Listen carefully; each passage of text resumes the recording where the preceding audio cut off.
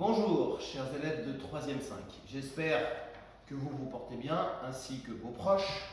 Cette deuxième vidéo vous est tout particulièrement destinée afin de faire un éclairage sur quelques points du chapitre en cours en enseignement moral et civique. N'oublions pas les gestes barrières, les gestes d'usage, sous le regard de Dédé la grenouille. Alors, je vous ai envoyé un certain nombre de polycopes que j'ai présentés dans la première vidéo. Nous allons faire un éclairage, c'est-à-dire nous allons donner une explication sur certains de ces points. Revenons au plan du chapitre sur lesquels nous allons travailler aujourd'hui.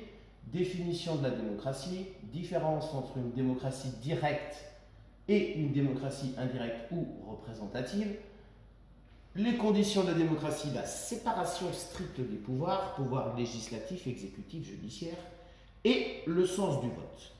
Nous allons aujourd'hui donc nous concentrer sur ces différentes notions. Alors la démocratie, comme vous le savez, vous l'avez vu en 6e, a été inventée par les Grecs, plus précisément les Athéniens, au 5e siècle avant Jésus-Christ. Démocratie est d'ailleurs un mot qui vient du grec, démos le peuple, kratos le pouvoir appartenant donc au peuple. Simplement, il y a deux types de démocratie. La démocratie directe et la démocratie indirecte. Au 5e siècle avant Jésus-Christ, dans la démocratie athénienne, il y avait une démocratie directe. Qu'est-ce que cela signifie ? Il est essentiel de faire ce petit rappel. La démocratie directe. Eh bien, dans une démocratie directe,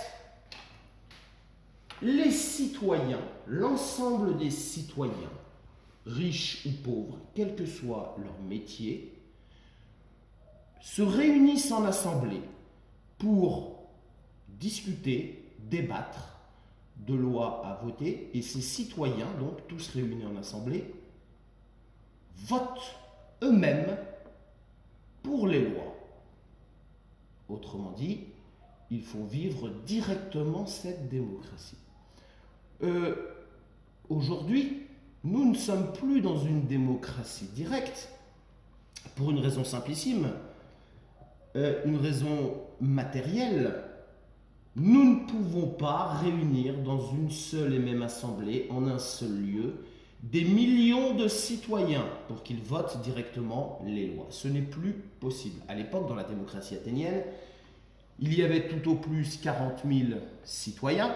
Il était donc possible de tous les réunir dans une assemblée pour qu'ils votent directement. Aujourd'hui, ce n'est plus possible parce que, par exemple en France, nous sommes 47 millions de citoyens en âge de voter. Il est donc impossible de réunir 47 millions de citoyens dans une même assemblée pour qu'ils votent eux-mêmes directement les lois. Et donc, nous avons inventé la démocratie indirecte ou représentative. C'est-à-dire que nous, les 47 millions de citoyens, nous allons élire des représentants. Et ce sont ces représentants en nombre limité, qui peuvent donc siéger et tenir dans une assemblée, qui vont voter les lois pour nous, en notre nom. Donc une démocratie indirecte. Nous votons en quelque sorte les lois par l'intermédiaire de représentants que nous avons élus. Une question se pose. Quel est le sens de ce vote ? Dans la démocratie directe, nous voyons le sens du vote. Les citoyens votent tous eux-mêmes directement les lois, votent pour ou contre. Là, nous allons élire des représentants qui vont voter les lois en notre nom. Regardons deux documents. Une affiche, le droit de vote, un super pouvoir. L'instrument de ce super pouvoir étant la carte électorale. Je vous pose une question. Ne pas voter directement les lois, voter pour des représentants qui vont voter les lois en notre nom, en quoi est-ce un super pouvoir ? C'est la première question. Alors, évidemment, en élisant des représentants, nous allons déléguer notre souveraineté, notre pouvoir à des représentants. Et étant 47 millions de citoyens en âge de voter, eh bien nous possédons tous, nous citoyens en âge de voter, un 47 millionième du pouvoir. Je rappelle qu'un article, l'article 3 de la Constitution de la Ve République, rappelle que la souveraineté nationale appartient au peuple. Autrement dit, le pouvoir appartient au peuple. Mais nous sommes 47 millions. Nous possédons chacun, nous, citoyens en âge de voter, un 47 millionième de ce pouvoir. Si on fait ça, prenons cette feuille. Imaginons que cette feuille représente la souveraineté nationale, la souveraineté du peuple. Nous sommes 47 millions, cette souveraineté se partage donc et nous en possédons donc, nous, électeurs en âge de voter, moi, M. Chiron, j'en possède un 47 millionième. Autrement dit, si on est à l'échelle de cette feuille, eh bien, je possède cette petite partie du pouvoir. Et cette petite partie du pouvoir, c'est donc ma possibilité de voter. Et donc, avec cette petite parcelle de pouvoir, eh bien, je vais contribuer à élire nos représentants qui vont voter les lois pour nous. Donc, le sens du vote dans une démocratie représentative, c'est celui-ci. Ce n'est pas voter directement pour une loi, c'est élire des représentants qui vont, pour nous, en notre nom, voter des lois sur la base d'un programme électoral qu'ils nous ont présenté avant les élections. Autrement dit, ces représentants nous ont exposé un programme électoral avec des propositions de loi, des projets de loi, etc. S'ils sont élus, ils s'engagent en notre nom à voter ces lois. Démocratie indirecte. Continuons. Si le candidat pour lequel j'ai voté est élu, celui-ci doit appliquer strictement son programme car il a reçu un mandat précis. Un mandat désigne un pouvoir qu'on a confié à quelqu'un par élection pour une durée limitée. Exemple, un député pour 5 ans. Mais il a reçu ce mandat pour appliquer son programme. Autrement dit, pour discuter, débattre, voter des lois en notre nom. Voilà le sens de ce vote. Alors, concrètement, ces représentants que l'on a élus, qui vont voter des lois en notre nom, qui sont-ils? Où travaillent-ils? Eh bien, en France, il y a 2 assemblées, l'Assemblée nationale et le Sénat. Les deux formant ce qu'on appelle le Parlement. Ce sont donc ces 2 assemblées où travaillent nos représentants. Ce sont donc ces 2 assemblées qui vont discuter, enrichir, débattre et ensuite voter les lois qui vont s'appliquer sur tout le territoire et qui vont donc nous concerner. Donc créer la loi, c'est le rôle du Parlement. C'est 2 assemblées.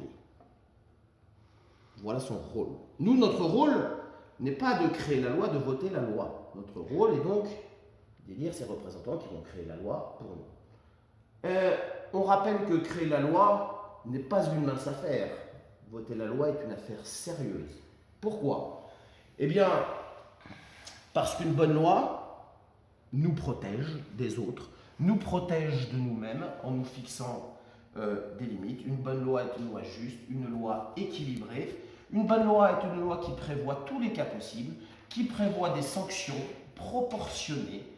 Donc, créer la loi, autrement dit, l'écrire, la voter, ce n'est pas anodin, puisque cette loi va ensuite concerner l'ensemble de la population. Donc, une démocratie indirecte, représentative, nous ne votons pas nous-mêmes les lois, nous élisons des représentants qui vont voter les lois en notre nom. Ça se passe dans 2 assemblées, l'Assemblée nationale et le Sénat, que nous appelons le Parlement. La séparation des pouvoirs, une des conditions de la démocratie. Il existe trois pouvoirs. Le pouvoir exécutif, le pouvoir législatif, le pouvoir judiciaire. Le pouvoir législatif, c'est le pouvoir de faire la loi. Légiférer signifie faire la loi. Autrement dit, débattre d'un projet de loi, écrire la loi, voter la loi, on appelle ça légiférer. Le pouvoir législatif, c'est le rôle donc des deux assemblées, Assemblée nationale et Sénat. Ensuite, le pouvoir exécutif. Littéralement, le pouvoir de faire exécuter la loi sur tout le territoire. Ce pouvoir appartient au président de la République et au gouvernement, Premier ministre et ministre. Donc le pouvoir exécutif, c'est le pouvoir de faire exécuter la loi, mais c'est aussi le pouvoir de proposer la loi. Souvent, très souvent même, c'est le pouvoir exécutif, président de la République, Premier ministre et ministre, qui propose une loi au Parlement pour qu'elle soit votée. Et enfin, le pouvoir judiciaire, c'est le pouvoir de juger les citoyens qui ne respectent pas cette loi. Le principe de la séparation des pouvoirs, c'est que l'ensemble de ces trois pouvoirs ne soit pas entre les mains d'une seule et même personne, qui dans ce cas-là aurait un pouvoir absolu, et donc pourrait commettre tous les abus que vous pouvez imaginer.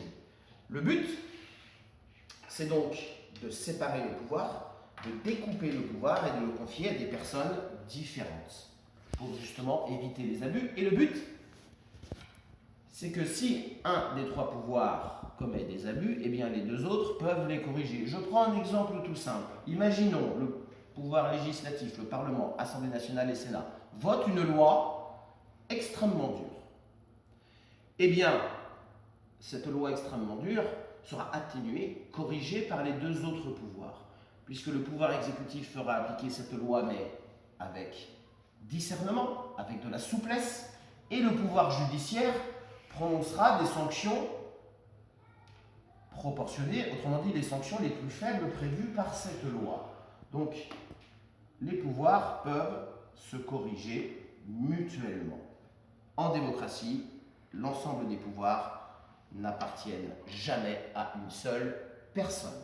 Voilà, donc, rappel de la démocratie, rappel de ce qu'est une démocratie représentative, le sens du vote, pourquoi je vote. Je ne vote pas directement pour une loi, pour prendre une décision. En fait, je vote pour élire un représentant qui, en mon nom, votera une loi, prendra des décisions.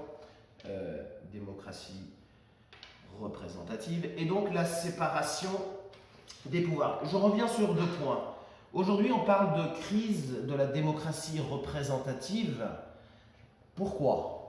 Parce que de plus en plus de citoyens sont assez agacés que justement leurs représentants n'appliquent pas leur programme et ne font pas ce pourquoi ils sont élus. Je rappelle qu'un représentant obtient un mandat, un pouvoir pour une durée précise, sur la base d'un programme qu'il a exposé aux citoyens. Et donc, crise de la démocratie représentative, puisque nos représentants sont accusés assez souvent de ne pas tenir leurs promesses, de ne pas appliquer leur programme, d'être déconnectés du citoyen, de ne pas comprendre les problèmes du citoyen, etc. etc. Donc ça, c'est un point important. Et voilà. Alors, dans la prochaine vidéo, eh bien, nous étudierons justement les étapes de la création de la loi. Je vous ai dit qu'une loi était votée en France par deux assemblées. L'ensemble de ces deux assemblées forment le Parlement, l'Assemblée nationale et le Sénat. Ce sont ces deux assemblées qui créent la loi, qui légifèrent, pouvoir législatif. Alors, première question, pourquoi deux assemblées? À première vue, ça paraît bizarre. Pourquoi deux assemblées pour créer une loi? Eh bien, nous verrons tout ça dans la prochaine vidéo. Et en fait, nous verrons que l'élaboration d'une loi, c'est quelque chose de très long, de très minutieux. Déjà parce qu'il y a deux assemblées, donc ça prend un certain temps. Et puis, il y a toute une série d'étapes à respecter, ce qui fait, et je terminerai là-dessus, qu'entre le moment candidat qui fait une campagne électorale avec un programme et qui promet, s'il est élu, de créer une loi, imaginons il est élu, jusqu'au moment où cette loi est effective, c'est-à-dire s'applique sur tout le territoire, eh bien entre ce moment-là et ce moment-là, il peut se passer un temps très long, plusieurs mois ou plusieurs années. Donc dans la prochaine vidéo, mes chers élèves de 3e 5, nous verrons donc les étapes de la création d'une loi par ces deux assemblées, l'Assemblée nationale et le Sénat. Je vais donc vous souhaiter une bonne soirée. On n'oublie pas nos gestes d'usage. On dit bonjour à Dédé la grenouille. On pense bien au travail. Nous ne sommes pas au travail. Et surtout, prenez soin de vous et prenez soin de vos proches. Bonne soirée.